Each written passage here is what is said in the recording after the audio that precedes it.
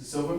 Good afternoon, members of the media. Thank you very much for making the time to this press conference. I know it was called at short notice, but I do have a short but important message that I'd like to put out in terms of our response to what's been widely reported this morning as a protest that took place on East Broadway. So we know that at around 6:30 this morning, approximately 30 people gathered near the junction of East Broadway and Lane Hill, and they commenced a protest there.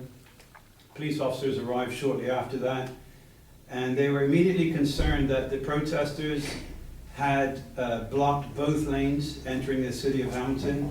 So they spoke with the organizers and they urged them to move to the safety of the sidewalk and also to allow for the free flow of traffic.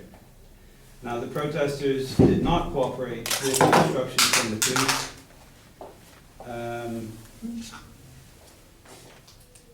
And the police resorted to directing traffic around them for their own safety. The police continued the effort to move the protesters to the safety of the sidewalk right up until about 8:15 this morning, when the persons eventually moved themselves out of the road.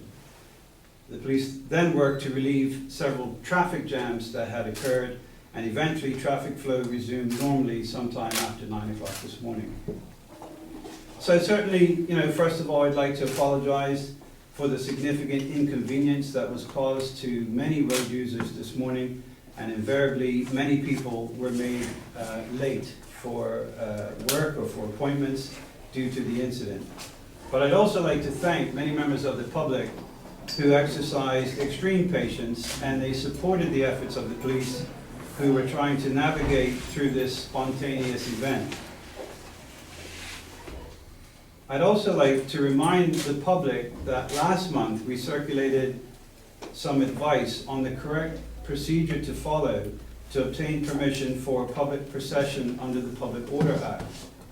Any protest that takes place in a public street must have a permit issued from the Deputy Governor's office, and all and any directions given by the police must be complied with.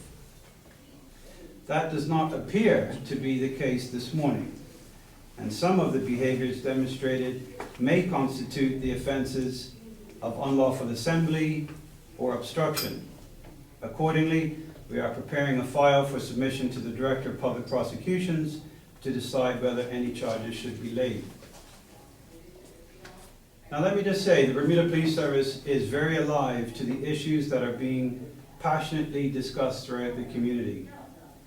We respect and we uphold the constitutional rights of everyone to free speech and to gather and to peacefully protest. But we also remind protesters and organizers that their actions must be lawful and they must not intrude on the rights of other people. The protests this morning caused significant and unnecessary disruption to the free movements of the general public, and it placed the police in the untenable position of being caught in the middle. Whether a protest is about pathways to status, same-sex marriage, or furlough days, the police do not hold any views on the merits of the debate. Our job is not to take a position on the issue.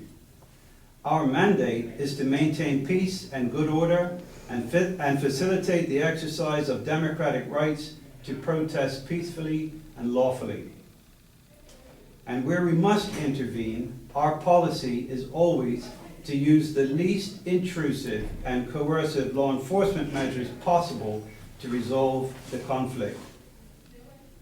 It does no community any good for the police to use heavy-handed tactics to address protesters over issues that are already emotionally charged to begin with. This is, of course, the reason why there are laws that govern protests, and that is why the public must follow the rules, so that the police are not caught in the middle of protesters who have a right to protest and other members of the public who have the right to move about freely. These rules are in place to keep both protesters and members of the public safe. I encourage anyone who is organizing any other similar activity to contact our operational planning officer at Hamilton Police Station, where we will be happy to assist with planning and, where necessary, permits in order to avoid the potential of running afoul with the law.